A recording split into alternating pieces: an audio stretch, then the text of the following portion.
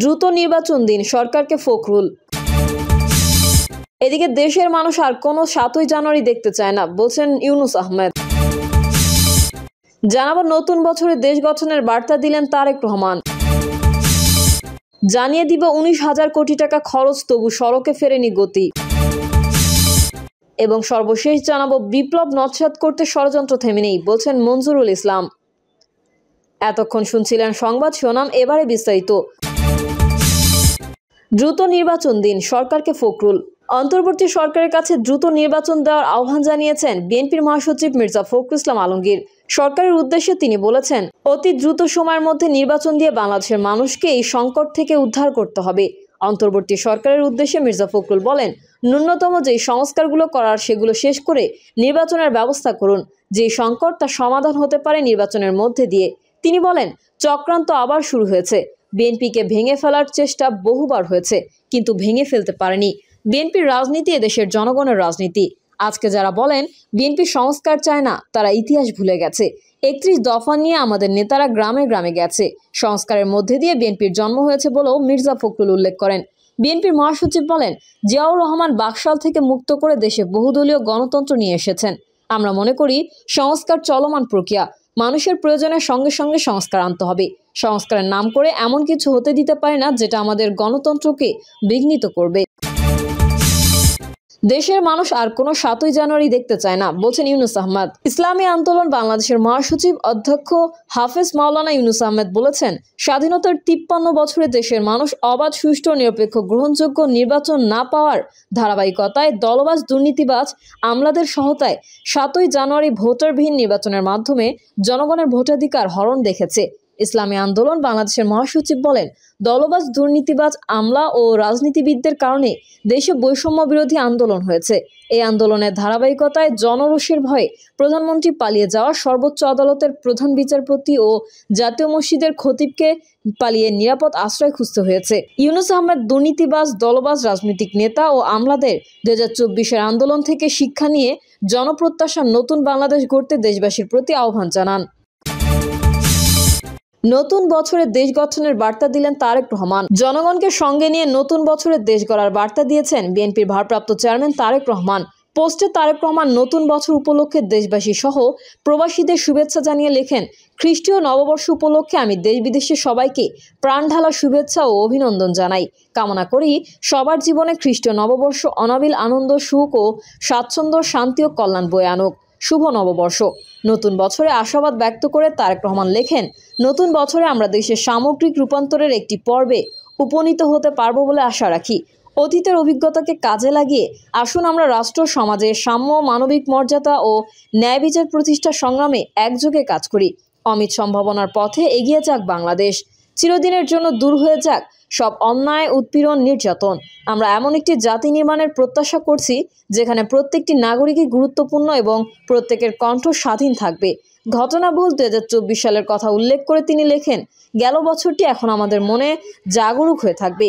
গত বছরের বেশ কিছু তিক্ত অভিজ্ঞতা, ছাত্র জনতার আত্মদান এবং অধিকার হারানোর যন্ত্রণা আগামী বছরে আমাদের একদিকে যেমন বেদনার্ত করবে, অন্যদিকে নতুন উদ্যমে শান্তি, সম্প্রীতি ও বহুদলীয় গণতন্ত্রের অধিকার ফিরে পাওয়ার সম্ভাবনায় আমাদের উদ্বুদ্ধ করবে।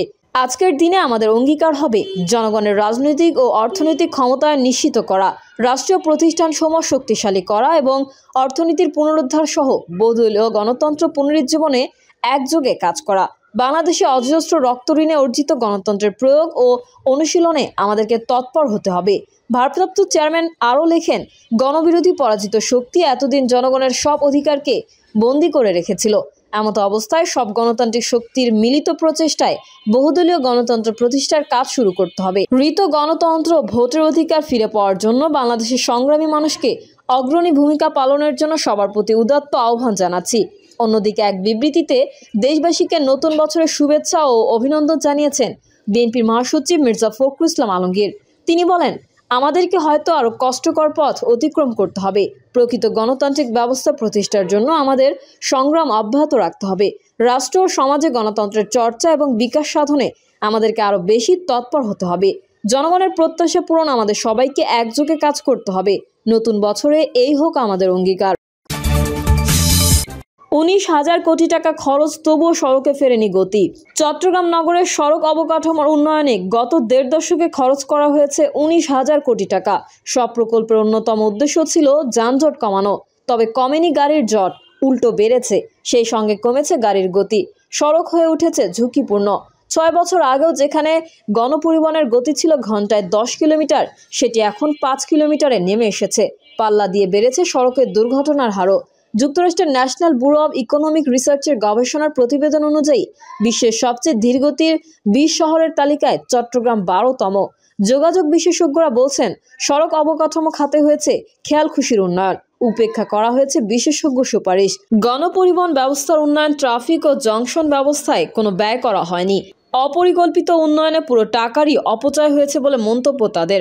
চট্টগ্রাম উন্নয়ন কর্তৃপক্ষ ও চট্টগ্রাম সিটি কর্পোরেশনের সূত্রে জানা গেছে, আওয়ামী লীগ সরকারের 15 বছরে 2টি সংস্থা সড়ক অবকাঠামো উন্নয়নে 38 প্রকল্প বাস্তবায়ন করেছে।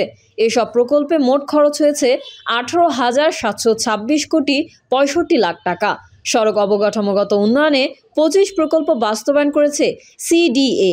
এতে খরচ হয়েছে 12,381 কোটি টাকা। এর মধ্যে চট্টগ্রাম নগরের 3টি ফ্লাইওভার, একটি এলিভেটেড এক্সপ্রেসওয়ে, একটি ওভারপাস এবং সড়ক নির্মাণ, সংস্কার ও সম্প্রসারণ প্রকল্পে এসব টাকা খরচ করা হয়েছে। এছাড়া 13 প্রকল্পে 6,345 কোটি টাকা খরচ করেছে সিটি কর্পোরেশন। শুরু থেকেই ফ্লাইওভার ও এলিভেটেড এক্সপ্রেসওয়ের বিরোধিতা করে আসছে নগর পরিকল্পনাবিদরা।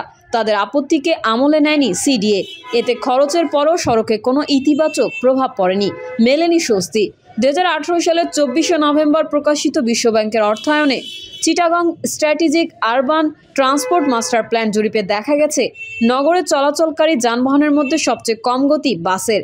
এই ব্যাপারে সিএমপি ট্রাফিক বিভাগের উপকমিশনার জয়নুল আবেদিন সমকালকে বলেন, সড়কের নানা বিশৃঙ্খলা ও নন মোটরাইজড গাড়ি বাড়ার কারণে দিন দিন গাড়ির গতি কমেছে। নগরের বদ্দারহাট থেকে নিয়মিত নগরের বাণিজ্যিক এলাকা আগ্রাবাদে যাতায়াত করেন বেসরকারি প্রতিষ্ঠানের কর্মকর্তা মিনহাজ উদ্দিন। তিনি বলেন, বদ্দারহাট থেকে আগ্রাবাদের দূরত্ব 7 কিলোমিটার। এই পথ পাড়ি দিতে প্রতিদিন কখনো 1 ঘন্টা, কখনো 1.5 ঘন্টা সময় লাগছে। অথচ এই পথে 850 কোটি টাকা ব্যয়ে 2টি ফ্লাইওভার ও 4,500 কোটি টাকা ব্যয়ে একটি এক্সপ্রেসওয়ে নির্মাণ করা হলেও সুফল পাচ্ছে না নগরবাসী। বাংলাদেশ সড়ক পরিবহন কর্তৃপক্ষের হিসাব অনুযায়ী চট্টগ্রামে নিবন্ধিত যানের সংখ্যা 3,98,176টি। এর মধ্যে মোটরসাইকেল 2,35,164টি। পরে রয়েছে ব্যক্তিগত গাড়ি সংখ্যায় যা 90,738টি। আর নগরে চলাচলরত বাসের সংখ্যা মাত্র 2,756টি। Chittagong strategic urban transport master প্ল্যানের জরিপে দেখা গেছে, নগর সড়কের 70% জায়গা ছোট গাড়ির দখলে থাকে। এসব গাড়িতে যাতায়াত করে মাত্র 30% মানুষ। বিপরীতে সড়কের মাত্র 30% জায়গা চলাচল করে 70% যাত্রী নিয়ে গণপরিবহন। গত 15 December Bloomberg Philanthropies Initiative for Global Road Safety প্রকাশিত চট্টগ্রাম সিটি রোড সেফটি প্রতিবেদন তথ্য অনুযায়ী 2017 থেকে 23 সাল পর্যন্ত চট্টগ্রাম নগরের সড়কে 684টি দুর্ঘটনা ঘটেছে। নিহত হয়েছেন 569 জন, আহত হয়েছে 459 জন। 2017 সালের চেয়ে 2023 সালে সড়ক দুর্ঘটনা বেড়েছে 61%। বিপ্লব নস্যাৎ করতে ষড়যন্ত্র থেমে নেই, বলছেন মঞ্জুরুল ইসলাম। 24-এর বিপ্লব নস্যাৎ করতে ষড়যন্ত্র থেমে নেই বলে উল্লেখ করেছেন বাংলাদেশ ইসলামী ছাত্র শিবিরের কেন্দ্রীয় সভাপতি মঞ্জুরুল ইসলাম। তিনি প্রশাসন সহ বিভিন্ন মহলে ঘাপটি মেরে থাকা স্বৈরাচারের দোসরদের খুঁজে বের করে গ্রেফতারের আহ্বান জানান। দীর্ঘ 13 বছর পর রাজধানীতে প্রকাশ্যে বাংলাদেশ ইসলামী ছাত্র শিবিরের কেন্দ্রীয় সদস্য সম্মেলনের উদ্বোধন ঘোষণা করেছেন ইসলামী ছাত্র শিবির রাজশাহী মহানগর শাখার সাংগঠনিক সম্পাদক ও জুলাই বিপ্লবের শহীদ আলী রায়হানের বাবা মোসলেম উদ্দিন। দীর্ঘদিন গুমের শিকার নেতাকর্মীরাও তাদের ওপর নির্যাতনের চিত্র তুলে ধরেন। গুম হওয়া 500 নেতাকর্মী 6 জন এখনও ফিরে আসেনি বলে জানান বক্তারা। তারা বলেন, বিগত সময়ে সর্বোচ্চ নির্যাতনের শিকার হবার পরও একটিও দমে যায়নি শিবিরের নেতাকর্মীরা, বরং 24-এর অভ্যুত্থানের সফল করতে অসংখ্য নেতাকর্মী শহীদ হওয়ার পরও ঢাল হয়ে দাঁড়িয়েছিল রাজপথে। সম্মেলনে জাতীয় গণতান্ত্রিক পার্টি জাগপার সহ সভাপতি রাশেদ প্রধান বলেন, ছাত্র শিবিরকে বিভিন্নভাবে ট্যাগ লাগিয়ে হেনস্থা করা হতো, অথচ তারা বন্যা হলে সবার আগে দৌড়ায়, মানুষের বিপদে ছুটে যায়, সায়েন্স ফেস্ট করে, বিপ্লবকে স্মরণ করে। ভারতীয় এজেন্টরা এর পিছনে কাজ করেছে বলে উল্লেখ করেন তিনি। গণ অধিকার পরিষদের নেতা ফারুক হাসান বলেন, ভারত বাংলাদেশের স্বাধীনতা চায়নি, তারা চেয়েছে বাংলাদেশকে পাকিস্তান থেকে আলাদা করে নিজেদের আয়ত্তে নিতে। সম্মেলনে তুরস্ক, মালয়েশিয়া, ফিলিস্তিনের ছাত্রনেতারা বক্তব্য দেন। বক্তব্যে তারা ছাত্র শিবিরকে নির্যাতন মারিয়ে সুদিনে ফেরার শুভকামনা জানায়। দেশের জন্য, ইসলামের জন্য জীবন দেওয়া শহীদদের স্মরণ করেন তারা। এ সময় তারা পাকিস্তানের গাজায় শহীদদের মাগফিরাত কামনা করেন। প্রিয় দর্শক, এই ছিল এখনকার সর্বশেষ সংবাদ। আপডেট সংবাদ পেতে চ্যানেলটি সাবস্ক্রাইব করে বেল আইকনটি ক্লিক করুন। কমেন্টে আপনার মতামত জানিয়ে আমাদের সাথেই থাকুন। ধন্যবাদ সবাইকে। আল্লাহ হাফেজ।